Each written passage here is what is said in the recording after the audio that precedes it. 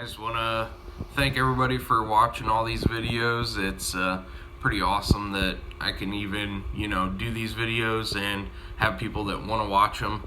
Seems like they get pretty decent feedback, so we're just going to keep on with this. I just want to do this real quick and apologize that this video actually gets progressively darker. It is like 10 to 12 minutes long, but I just recorded it. It's right at sundown. I wanted to hurry up and get it in before the end of the night, but it does get to almost pitch black at the end of the video, but I think you can still see me a little bit. So I just wanted to put that out there, and hopefully you enjoy this little video in between of working on the BMW and some other projects. So I just wanted to cover it, and I appreciate everybody for watching. So we'll see you guys.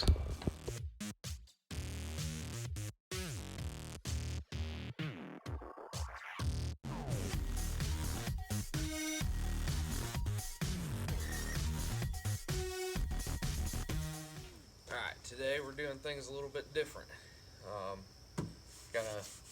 Gonna talk about the RX-7 and the history that I have with them. This is my second Turbo 2 RX-7 that I own. I'm gonna watch out for this mirror because it's infested with bees right now. So if you see me run and scream like a little girl, that's why. But yeah, it's something that I'm definitely looking forward to.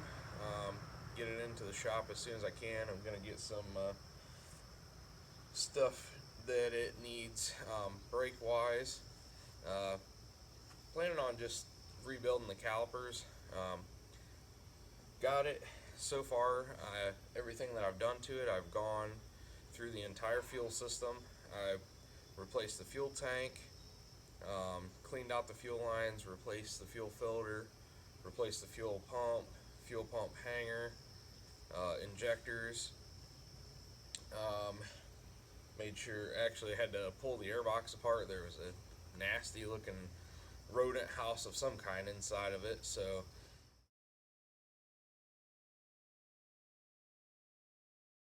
pulled that apart, got it running. Had to pull the upper intake off to get to the injectors to clean the fuel rails and change out the injectors and everything. So I've done all of that so far. I wish I would have been in the mood, or kind of had the urge to do these YouTube videos before, but I figure no better time to start than now on this thing. So that's why I did the little bit of intro on it. I need to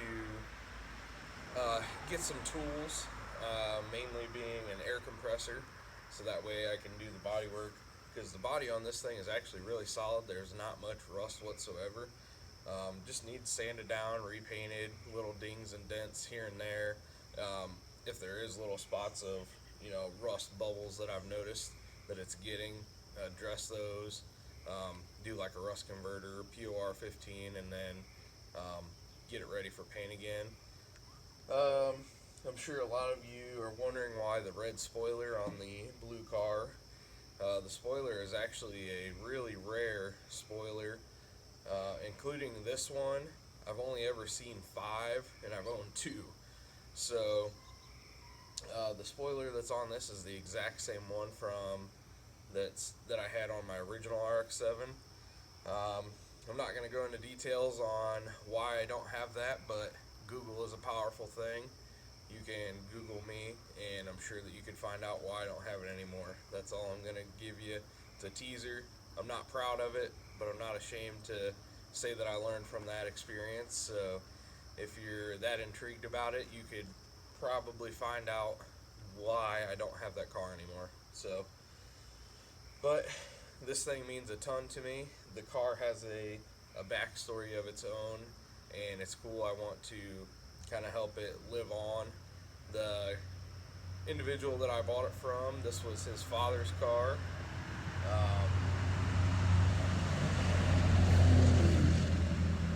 Sorry, traffic's going by. I'm sure it's going to be loud, but this was his father's car, and its name is, by him, the name of this car is Jezebel. So, in kind of the honor of his father that has passed away, and I just figured we'll keep it that. So this is Jezebel. I've never actually had a car that I named anything, so it's a first time for me. It's a new experience. Pretty neat, but pretty much the plans are order the brake stuff, get it into the shop, rebuild the brakes, because it runs okay right now. It does have some vacuum leaks. There's some vacuum lines that are off of it that I know is causing it to have idle issues. But I want to go through, clean up everything. I don't know if I want to go full restoration, like keep the air pump, power steering. I really want to keep AC. I don't think it works from when it was running and idling. It didn't feel like it was getting cold to me. So maybe dig into, get the AC figured out, recharge it, do what I have to rebuild that and get it working. The dash is pretty cracked. I want to get the dash out of it, and as you can see, the seat's leaning forward here. I have another dash inside the car actually already from a parts car from a long time ago. I've owned probably half a dozen or so FC RX-7s, so I've acquired a little bit of parts here and there. Get the dash changed out, probably pull the seats and carpet, clean that all out. It's still in really good shape, but maybe shampoo it and kind of give it a refresh. The car sat outside for a long time, as you can see, like the mud on the tires. That's how far the car was sunk into the mud where I got it from. So just showing this thing some love. It's come a really long way already. I'll post pictures of the fuel tank and the fuel hanger and filter, or not necessarily filter, but the pump and everything. It is awful what came out of this thing. It's no wonder why it didn't even try to run.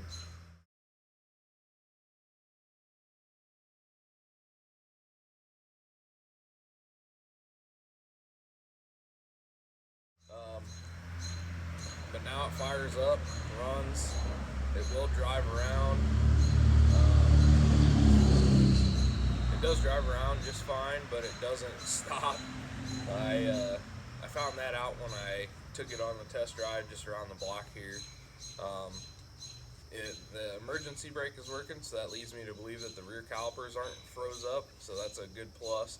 But it does act like it's kind of hanging up, like you really have to give it the throttle to get it to move at all, and then it doesn't stop. So I plan on replacing brake lines, rebuilding the calipers, maybe do a video of just refurbishing the calipers, pull them apart, get the seal kits, maybe even send them off and get them powder coated. So I've got a couple local guys around here that do powder coating, so I think it'll be a quick turnaround. And gonna build an exhaust for it, downpipe all the way out the back, so that ought to be fun. I know mine was pretty loud. I know the neighbors aren't gonna like me, but it's part of the persona of my first Turbo 2 that I had, so I'd like to stick to it.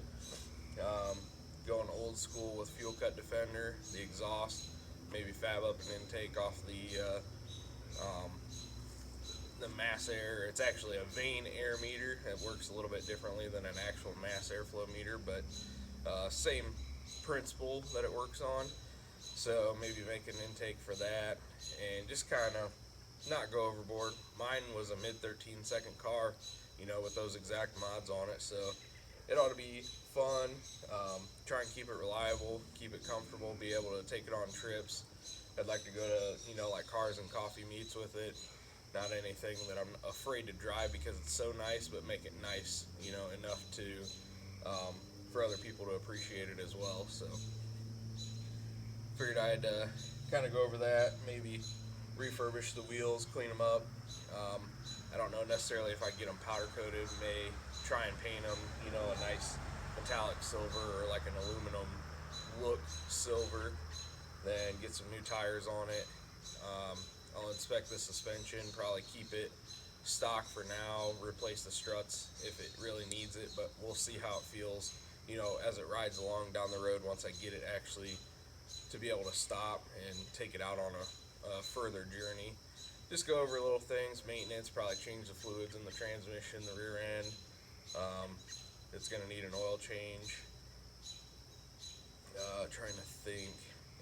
This thing actually has been sitting. The last time it was registered was 2003, so it hasn't been driven on the road legally, anyways. If it had been driven any point in time between then, for 16 years. So that's a long time that for a car to sit, and the condition that it's actually in for it sitting in that long of a period is really a testament to how nice this car actually is, how solid it is. I don't know where it came from originally. I know it's been in Ohio, for at least those 16 years, because this individual's father owned the car.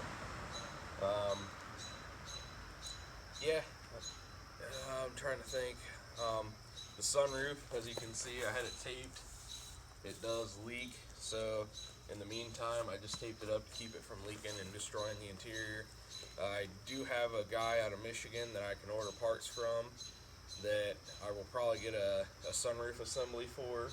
I'll probably just change out the whole thing because I don't know why it's pushed up and out. So instead of trying to mess with, painting the car, taking care of, repainting that sunroof, because it does have a little bit of, the paint's peeled off and it's kind of surface rust underneath. The whole sunroof assembly is pressed up like it's bent, so I might as well. I've already planned on just going to pull the whole thing out and replace it with a known good unit. That way I'm not repainting something that I'm going to have to change out and repaint potentially again. So I'd just like to do that. So there's not really a whole lot that I have to do other than pretty much fix the sunroof, windshield's cracked, fix the brakes, make an exhaust, and bodywork and paint.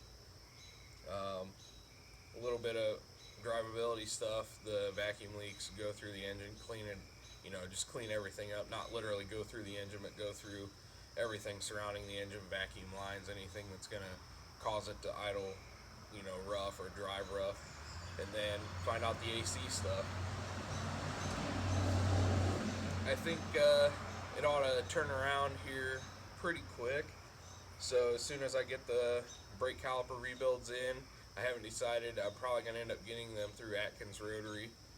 Atkins Rotary and Mazda Tricks really support these. The platform, Mazda offers a lot of parts for these still, which is amazing compared to the DSMs that you see me working on, where like body panels and trim pieces and everything that are just like non-existent.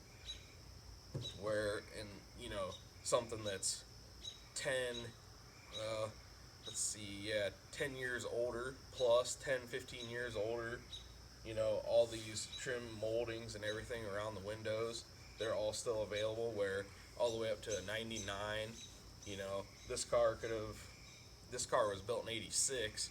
A DSM's 2G DSM was entered production in 99. That's what, 13 years difference, and they still make the parts for these, where those they don't. So that's why I like these. I don't know, I've always been in love with them. I've had them, I've had my first Turbo 2 RX-7 when I was 17, and even now today I still love them, and I don't know if I will keep it the entire time after I get it done. It just depends on my money situation, but I may end up flipping it and try and turn that into another project for to be able to have content to put out there, or depending if I can afford to keep it, then I'll probably keep it around for a long time, maybe do some resto mod stuff. I guess the end goal would be to do nice suspension, nice wheels, and then maybe get a 20B in it. I know it's wishful thinking, but you got to have goals for a car, otherwise why even work on it? So I think it'll be a fun project, and hopefully everybody will want to follow along and watch the transformation of this thing and bring it back to life. Alright everybody, this is the video for tonight. Kind of holding off on the BMW for a little bit. The oil pan gasket kit is supposed to be here Saturday. I ordered it last Saturday. It's not supposed to show up till this Saturday, even though it's only coming from like 80 miles away in Ohio here. So I don't know what's going on with that aspect, but this weekend's video I think is going to be pretty cool. I might post it next Monday, but I think it'll be a pretty good treat for everybody. So watch out for the next videos. We'll see everybody probably tomorrow.